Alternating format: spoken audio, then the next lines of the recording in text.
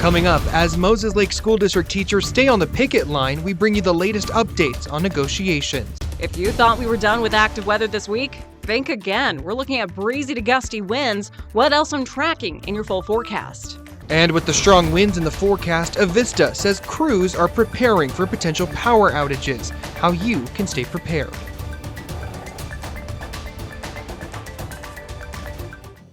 Good evening and thanks for joining us for KREM 2 News. I'm Christian Garza. We start with breaking news out of Pullman this evening. Washington State head football coach Jimmy Rogers has left the school to accept the head coaching job at Iowa State.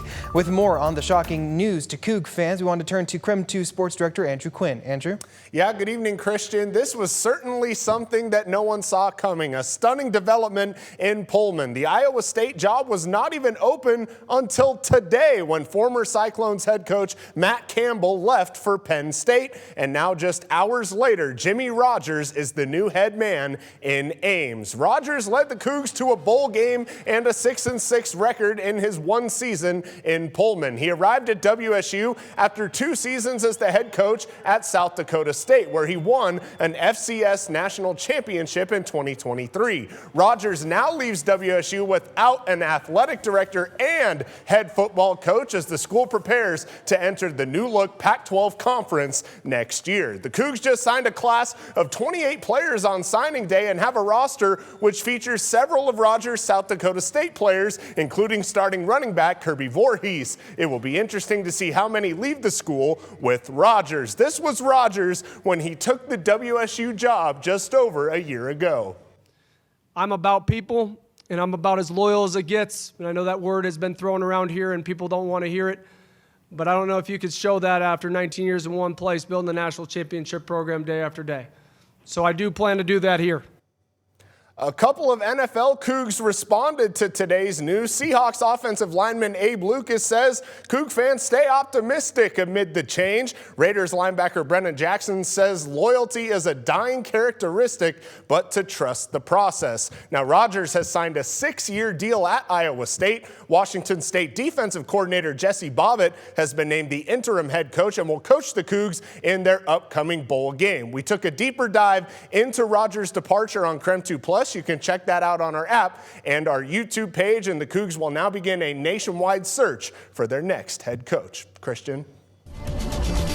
All right, thank you so much, Andrew. Now for a quick look at the forecast, let's turn to meteorologist Cody Proctor tonight. So, Cody, what are we going to expect to see as the weather goes on this weekend? Well, a very active weekend still, Christian, and even tonight for our current hours, we're still seeing some pretty active weather throughout parts of our region. Right now, as we take a look outside over downtown Spokane, our current temperatures are at 36 degrees right now. We have cloudy skies, so not quite that rain that we had earlier this afternoon, but our winds are around 11 miles per hour coming out of the southwest right now. Now, here's what we're seeing around our region, mostly into the 30s, but Wenatchee warmed up to mid 40s right now, and they're seeing clear skies at this moment. We're keeping track of a cold front moving through our region.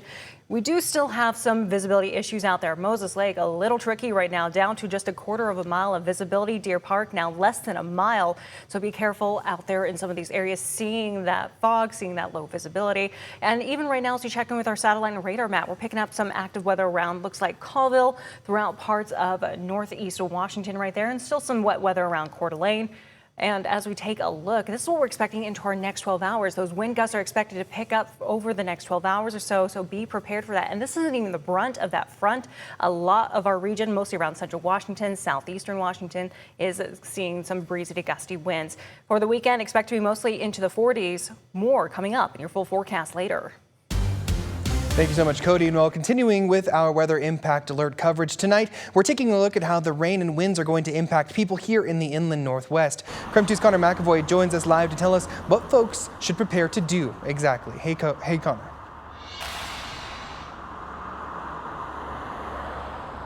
Yeah, hey there, Christian. Avista says that crews are getting prepared for any potential power outages when it comes to the projected weather Cody was just talking about. They also wanted to emphasize a few safety tips, one especially being if anybody sees anything from down power lines, down debris, anything of the sort, they advise people keep away and report it to Avista as soon as possible. Now, here are a few tips. They say the best advice is to simply stay warm as best you can and be informed of any weather impacts near where you live, whether they be power outages or just those high winds and high rain, what have you. You can also do so by heading to Avista's outage map on their website to see where they're occurring in real time. They also say to have emergency kits prepared in case the power goes out, and if possible, use any backup energy sources. Now, more information on this topic can be found on Avista's website, and of course, we'll be monitoring these conditions as the weather gets colder. In Spokane, Connor McAvoy, KREM 2 News. Thank you, Connor. Well, now it's time for your Night Beat with a quick look at today's top stories. Well, the man who burned his house down and fired shots at Spokane County firefighters has been sentenced to 24 years in prison. A judge handed down the sentence to 65-year-old Timothy King in Spokane County Superior Court this afternoon. According to court documents, King burned his trailer home down in Chattaroy back in March of 2024. King then fired multiple shots at firefighters as they tried to put out the blaze. No one was hurt. King was taken into custody, charged with multiple counts of second-degree assault.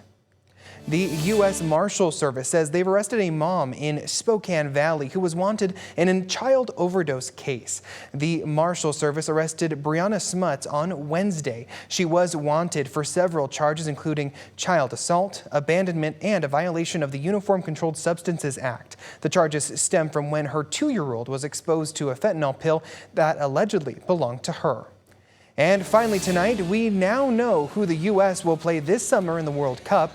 The when and where details have yet to be announced, but they're expected by tomorrow. In Group D, the U.S. will face Paraguay, which they've defeated 5 times, Australia, which they have a 2-1-1 record against, and lastly, they'll face off against the winner of Turkey, Romania, Slovakia, and Kosovo in the UEFA playoffs, all of which are unfamiliar foes. The game in Seattle will be against Australia on the 19th. Well, that's it for your Night Beat. For more on any of these stories, just head to our website, KREM.com. Coming up, the Moses Lake School District proposed a new contract to the teachers union. How the two sides are proceeding after the break.